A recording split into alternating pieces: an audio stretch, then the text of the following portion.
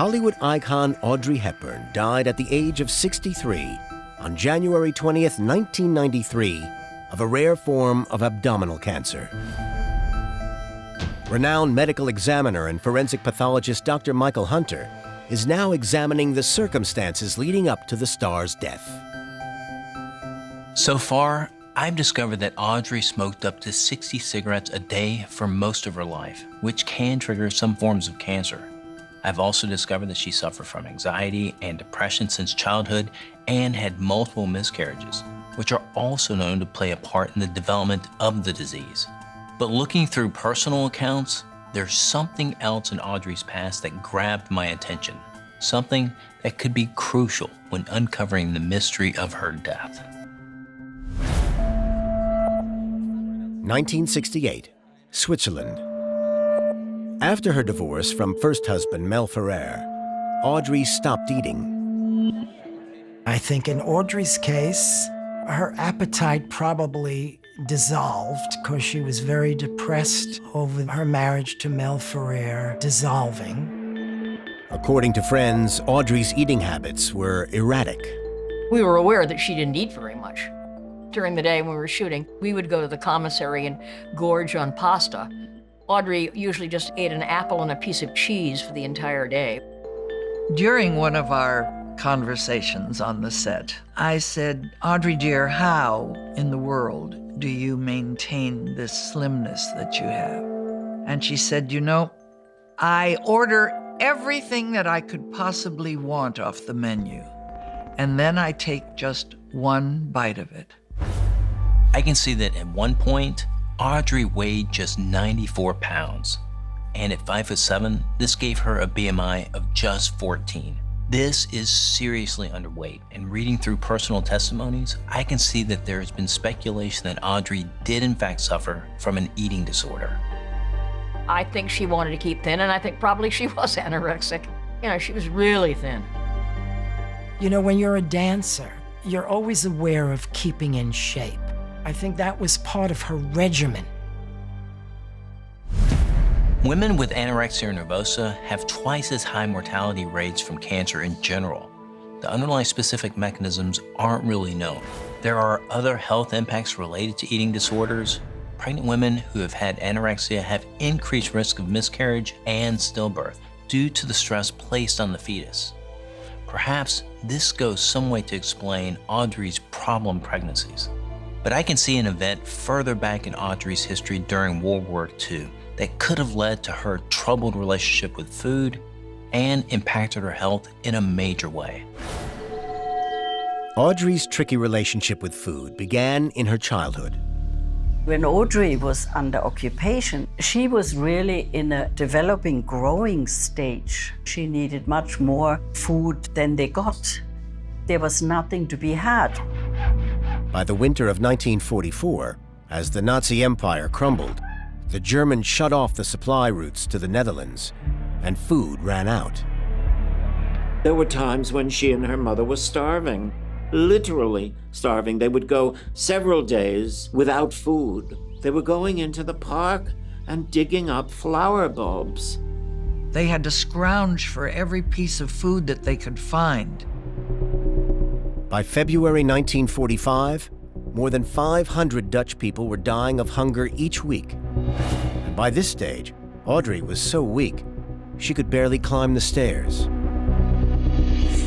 I can see that Audrey's malnutrition caused her to suffer with anemia and jaundice, and she also developed edema, swelling of the arms and legs.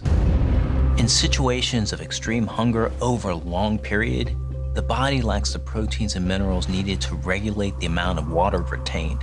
Water begins to collect starting at the ankles and wrists, and the fact that this happened to Audrey confirms the seriousness of her malnutrition at that time. Studies of female survivors of the hunger winter in 1944 who'd experienced severe calorie restrictions in childhood found that they had a significantly increased risk of breast cancer.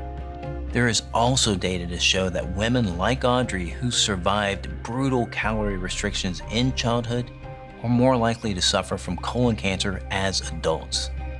Audrey's pseudomyxoma peritoni is a type of colon cancer. However, her malnutrition happened 50 years prior to her death, so it's unlikely to have been the main cause. God knows I know the value of food, and I was suffering from a rather high degree of malnutrition when the war ended.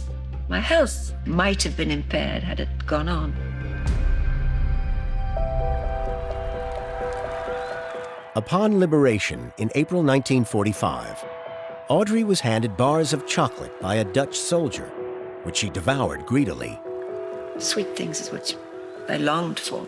Whole boxes of chocolate, bread, butter, and lots of jam or something, you know, very sweet things. And in fact, I think one of the first things I did was eat a whole can of condensed milk and then was terribly ill afterwards.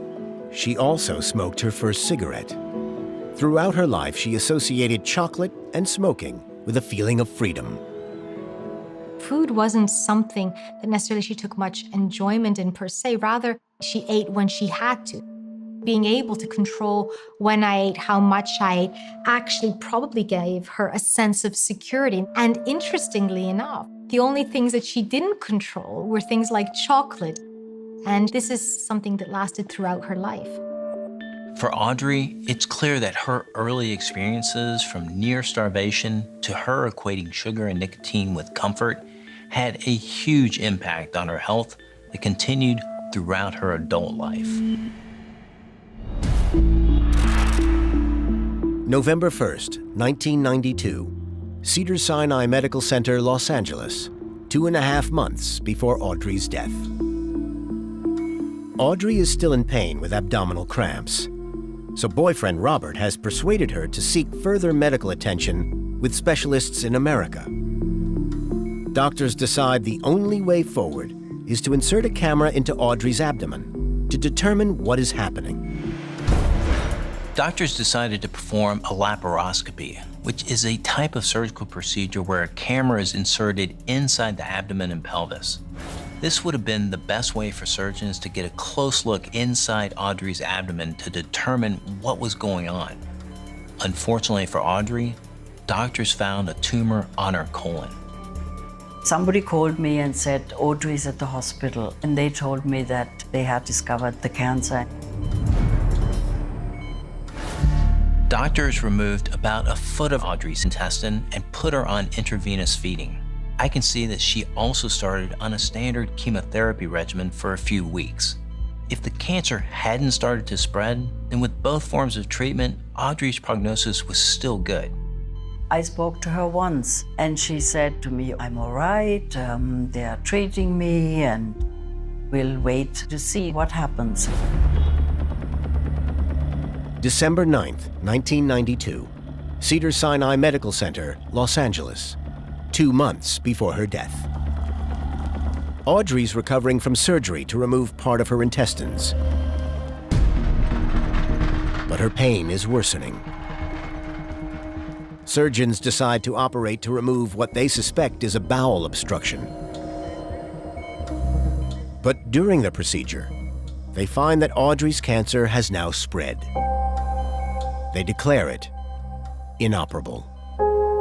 Nobody had noticed anything before. It was a very rare cancer, and everybody was surprised. It was really very serious. When I heard this, I hoped they were wrong. They caught it too late. Audrey's cancer was a very low-grade but indolent adenocarcinoma, a type of cancer that starts in the mucus glands inside of the body's organs. The cancerous cells produce a lot of jelly-like mucus on the walls of the abdomen.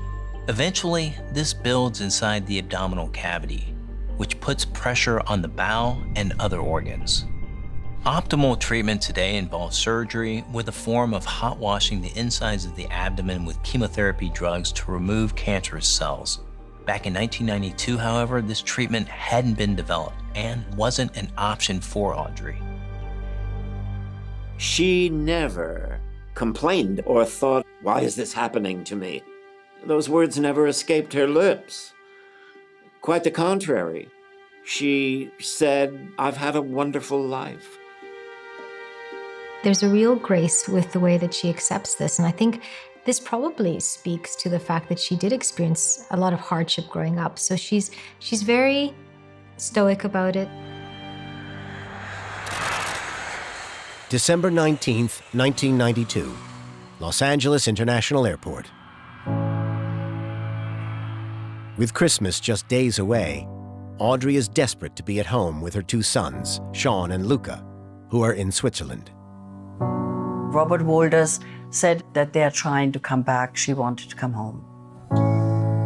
As Audrey is now reliant on morphine, doctors tell her it's too dangerous for her to fly. She couldn't get on a commercial flight. She was simply too weak. Audrey's friend, Hubert de Givenchy, organizes a private jet so she can return home for what might be her last Christmas. It was nice that she was able to come back to her home. Her sons and the whole family came and stayed with her. That was very good for her. December 25th, 1992, Tolochenaz, Switzerland. Back at home, Audrey and her family invite Krista to join them for Christmas. So we spent Christmas together, Christmas lunch. She enjoyed it very much. It was a wonderful time. January 13th, 1993. Audrey feels well enough to take a stroll in her garden with partner Robert and her friend Krista. She was in bed most of the time, but she adored her garden. So we walked in the garden and she would look at with flowers. She did that a couple of times until she couldn't anymore. January 17th. Audrey's condition deteriorates, and she's now bedridden. When I called, I said, "Can I come and see you?" And they said, "Yes, she wants to see you. Do come." So I visited her all the time. We talked a bit, not very long because she was very tired. Cancer fatigue is common at the end stage of the disease because cancer has dramatically reduced the body's hemoglobin levels and cells are not getting enough oxygen. The fatigue usually increases until the patient finally becomes unconscious. January 20th. Audrey's slipping in and out of consciousness. It was terrible for me to see her suffering like that. I just did not want to believe that she was going to die. In the end, it happened. It was terrible. Suddenly, there was an utter hole. Her sons say their goodbyes. Audrey Hepburn, the personification of grace, elegance, charm, and talent, died at her home in Switzerland today of cancer. She was 63 years old. For me, it was as somebody had taken really the most important person out of my life. She was like a sister, a mother, a friend, that she wouldn't be there anymore. I just didn't want to believe it. Oh, I feel very sad about that. Robert, when Audrey died, I'll never forget it, he sent me a beautiful little picture of her as a little girl, which I still have. It was very emotional. She died. When I heard this, my heart dropped. Whatever corner of the world she was in somehow seemed to shine a little more beautifully because she was in it.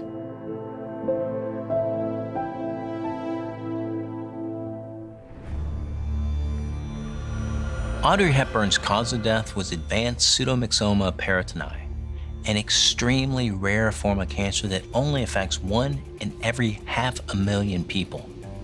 It's very difficult for doctors to know whether the disease had developed on Audrey's appendix or ovaries or colon, but likely it started many years before and had certainly progressed to her abdominal wall. Unlike other cancers, PMP has a very slow disease progression, which may be asymptomatic until advanced stages, and then it's too late. This was certainly the case with Audrey. It was only 2.5 months after her diagnosis that she passed away. But there is something else that may seem insignificant, but could hold the key to unlocking the mystery of Audrey's death. In 1958, Audrey was cast as Sister Luke in The Nun Story.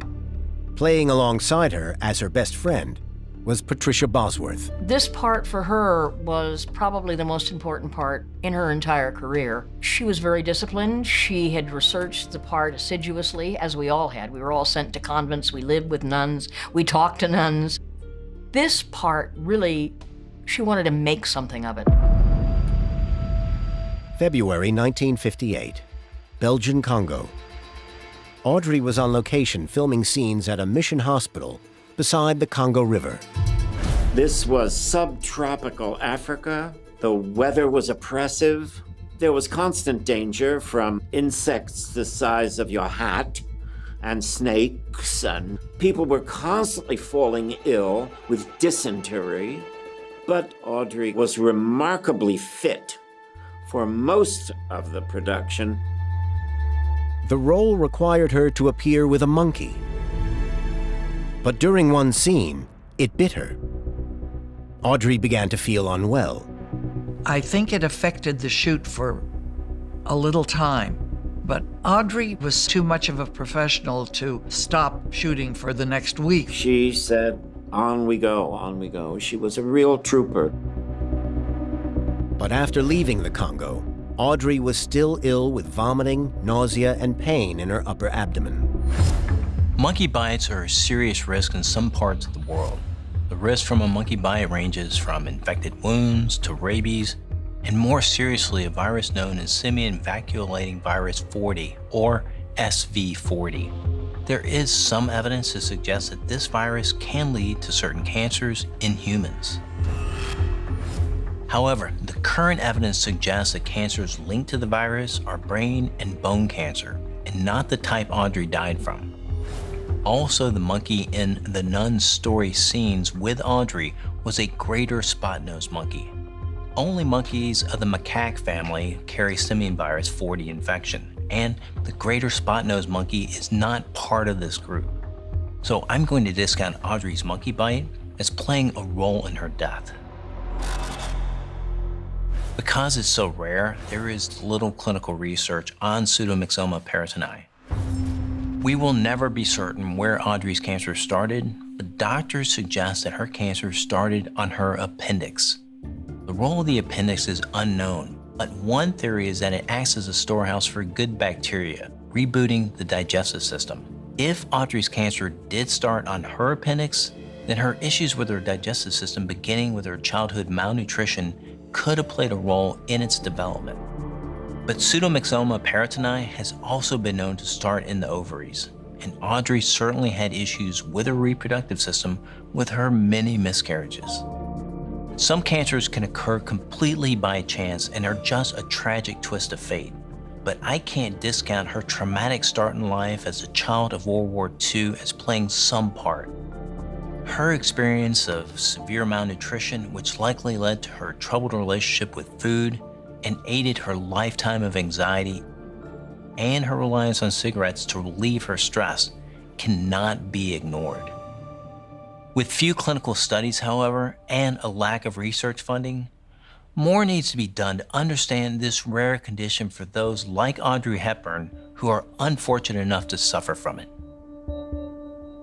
As a child, I was taught that it was bad manners to draw attention to yourself and never, ever to make a spectacle of yourself. I then went on to make a rather nice living doing just that. Audrey was an incredible actress, and when she came onto the set, the entire set stopped talking. That's the kind of effect she had on people. She was what used to be called a complete class act. Audrey's legacy, I believe, is that she could make beauty shine everywhere.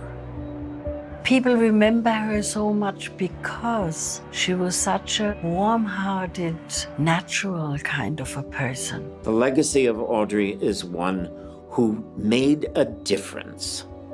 She was an extraordinary human being. That's why we honor her name. It was 5 years we worked together. 5 years which I would consider the most beautiful years of my life. She remained Audrey to the end, and I, for one, am very glad she did.